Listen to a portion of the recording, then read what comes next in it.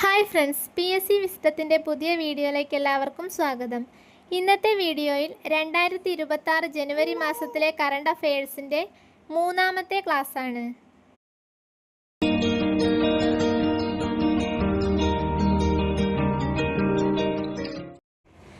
വൈക്കം മുഹമ്മദ് ബഷീർ സ്മാരക ട്രസ്റ്റിൻ്റെ 18ാമത് ബഷീർ പുരസ്കാരത്തിന് അർഹനായത്. എസ് ഹരീഷാണ് വൈക്കം മുഹമ്മദ് ബഷീർ സ്മാരക ട്രസ്റ്റിൻ്റെ 18ാമത് ബഷീർ പുരസ്കാരത്തിന് അർഹനായത്. പട്ടുനൂൽ പുഴു എന്ന നോവലിനാണ് പുരസ്കാരം ലഭിച്ചത്. ഹെൻലി പാസ്പോർട്ട് സൂചിക 2026 ഒന്നാം സ്ഥാനത്തുള്ള രാജ്യം.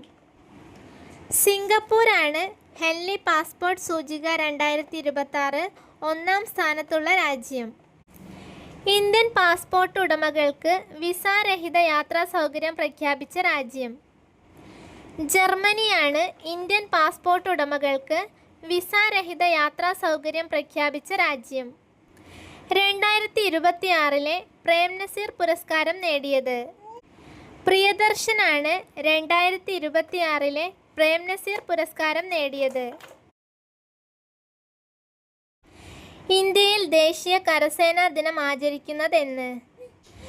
ജനുവരി 15 ഇന്ത്യയിൽ ദേശീയ കരസേനാ ദിനം ആചരിക്കുന്നത്.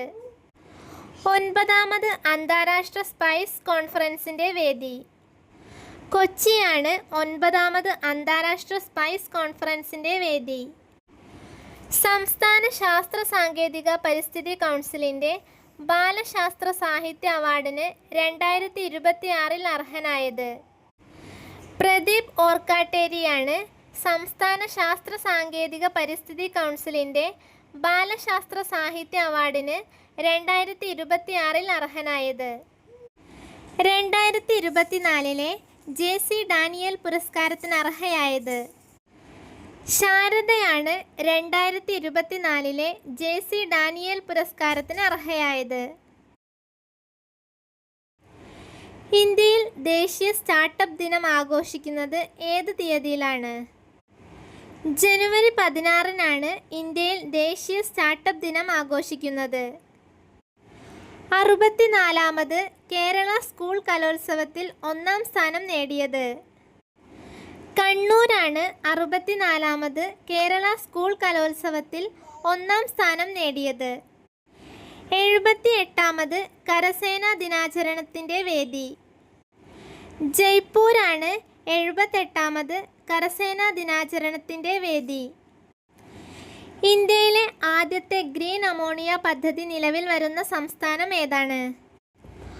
ആന്ധ്രാപ്രദേശാണ് ഇന്ത്യയിലെ ആദ്യത്തെ ഗ്രീൻ അമോണിയ പദ്ധതി നിലവിൽ വരുന്ന സംസ്ഥാനം. 10 രൂപയ്ക്ക് ഭക്ഷണം വിതരണം ചെയ്യുന്നതിനായി ഇന്ദിരാ ക്യാൻറ്റീൻ ആരംഭിക്കുന്ന കോർപ്പറേഷൻ. കൊച്ചി കോർപ്പറേഷനാണ് 10 രൂപയ്ക്ക് ഭക്ഷണം വിതരണം ചെയ്യുന്നതിനായി ഇന്ദിരാ ക്യാൻറ്റീൻ ആരംഭിക്കുന്ന കോർപ്പറേഷൻ. KSEB ഓഫീസുകളിലെ അഴിമതിയും ക്രമക്കേടുകളും കണ്ടെത്താൻ വിജിലൻസ് നടത്തിയ പരിശോധന. ഓപ്പറേഷൻ ഷോർട്ട് സർക്യൂട്ടാണ് KSEB ഓഫീസുകളിലെ അഴിമതിയും ക്രമക്കേടുകളും കണ്ടെത്താൻ വിജിലൻസ് നടത്തിയ പരിശോധന. ദേശീയ ഒളിമ്പിക് അക്കാദമിയുടെ പ്രസിഡന്റായി നിയമിതയായത് ആരാണ്? PT ഉഷയാണ് ദേശീയ ഒളിമ്പിക് അക്കാദമിയുടെ പ്രസിഡന്റായി നിയമിതയായത്. ലോകത്തിലെ ആദ്യ ഹൈബ്രിഡ് ആണവ നിലയം സ്ഥാപിതമാകുന്ന രാജ്യം. ചൈനയാണ് ലോകത്തിലെ ആദ്യ ഹൈബ്രിഡ് ആണവ നിലയം സ്ഥാപിതമാകുന്ന രാജ്യം. ആഗോള സാമ്പത്തിക സഹകരണ ഫോറത്തിൻ്റെ പ്രഥമ ഉച്ചകോടിക്ക് വേദിയാകുന്ന നഗരം.